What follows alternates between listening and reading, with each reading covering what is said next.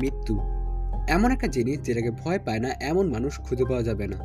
প্রত্যেকটি মানুষ এবং প্রাণীকুল এই একটা বিষয়কে প্রায় এড়িয়ে যায় এবং এর থেকে বেঁচে থাকতে চায়। কিন্তু মৃত্যু অবধারিত। মানুষ যেখানেই পালিয়ে যাক না কেন, মৃত্যু তাকে খুঁজে বের করবেই। বিভিন্ন ধর্ম অনুসারে মানুষ তার মৃত্যুর পর অর্থাৎ পরকালে দুইটা জায়গায় যায়। প্রথমটি হচ্ছে হ্যাভেন মানে জান্নাত বা স্বর্গ, আর দ্বিতীয়টি হচ্ছে হেল মানে জাহান্নাম বা নরক। আমরা প্রায় সকলে একটি মাস্টারপিস অ্যানিমে সিরিজ দেখেছি যার নাম ডেথ নোট। যে অ্যানিমের মধ্যে একটি ছেলে থাকে যার নাম লাইট ইয়াগামি, যে ডেথ নোট নামক একটি নোটবুকের সাহায্যে অসংখ্য মানুষকে মেরে ফেলে।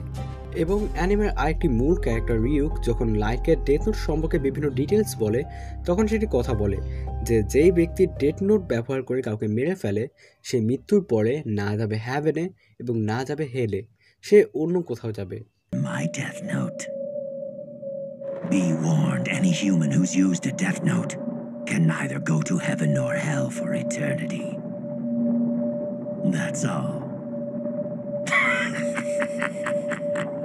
এটা আসলে একটি ভাবার বিষয় যে কোনো একজন ব্যক্তি মৃত্যুর পর না যাবে জান্নাতে আর না যাবে জাহান্নামে, তাহলে সে কোথায় যাবে? অ্যানিমে একটি সিনে আমাদের ইয়াগামি লাইট নামক একজন শিনেগামিকে দেখানো হয় শিনেগামিদের দুনিয়ায়। তাহলে কি লাইট ইয়াগামি শিনেগামিদের দুনিয়ায় চলে গিয়েছে নাকি অন্য কোথাও? আজকে আমি তোমাদের সাথে ডেথ নোট অ্যানিমের এমন কিছু আনরিভিল সিক্রেট সময় কথা বলবো যা তোমাদের একবার হলেও ভাবতে বাধ্য করবে। তো আর বেশি কথা না বাড়িয়ে শুরু করা যাক আমাদের আজকের ভিডিও।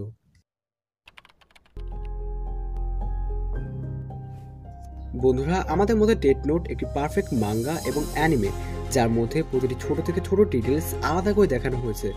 তোমরা এই অ্যানিমেটি দেখার সময় শুধুমাত্র অবাক হয়ে তাকিয়ে থাকবে যে একটা রাইটার কতটা দূর পর্যন্ত ভাবনা চিন্তা করতে পারে। এই অ্যানিমের সাথে সাথে এর রাইটারও অনেক বেশি মিস্ট্রিয়াস। কেউ জানে না তার নাম কি, সে কোথায় থাকে এবং সে ছেলে নাকি মেয়ে।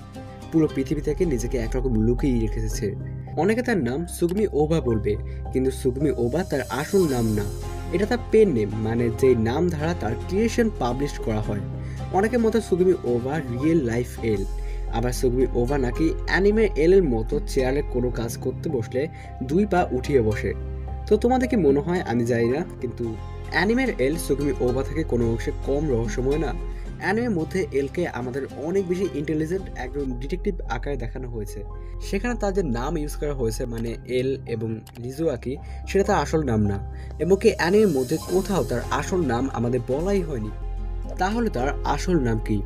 ডেথ নোটের গাইড বুক 13, যেটি মাঙ্গার অনেক পর রিলিজ করা হয়েছিল, যার মধ্যে আমাদের জানানো হয় যে এল এর আসল নাম হচ্ছে এল ললিয়েট।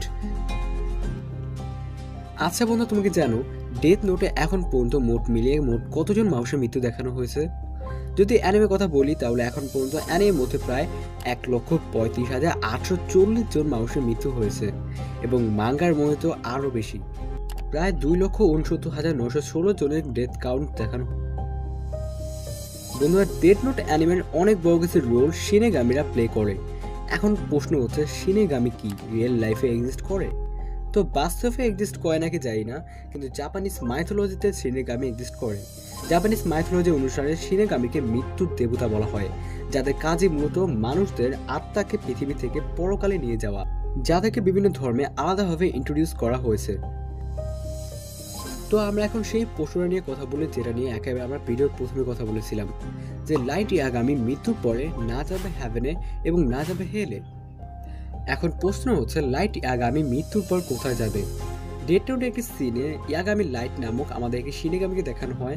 আমার মতে সেই শিনেগামিটি হচ্ছে আসলে লাইট, মানে লাইট মৃত্যুর পর শিনেগামি ওয়ার্ল্ডে চলে গিয়েছে, কারণ সেই শিনেগামির পরা কোট এবং লাইটের পরা কোট একদম একই, আর ওই শিনেগামির কপালে পেঁচানো টাই এবং লাইটের স্কুল ইউনিফর্মের টাই একদম একই।